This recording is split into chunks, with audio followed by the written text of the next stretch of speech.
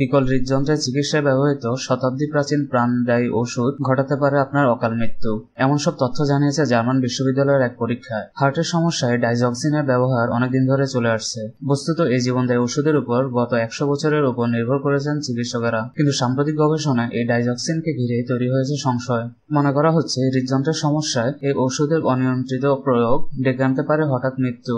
1993 থেকে 2014 সালের মধ্যে বিভিন্ন স্বাস্থ্য পত্রিকায় প্রকাশিত তথ্যের পর্যালোচনার উপর ভিত্তি করে ফ্র্যাঙ্কফুর্টের জেডব্লিউ গেটো বিশ্ববিদ্যালয়ের গবেষকেরা এই দুই হৃদযন্ত্রজনিত অসুখের জেরে মৃত্যুতে ডাইজক্সিনের ভূমিকা খতিয়ে দেখেছেন। দেখা গিয়েছে এর মধ্যে অন্তত 3,26,426 জন রোগী ডাইজক্সিন প্রয়োগের পর মারা গিয়েছেন। সমীক্ষায় দেখা গেছে কনজেস্টিভ হার্ট ফেইলিয়রের মতো সমস্যায় আক্রান্ত রোগীদের 21% পর্যন্ত মৃত্যুর আশঙ্কা বেড়ে যাচ্ছে।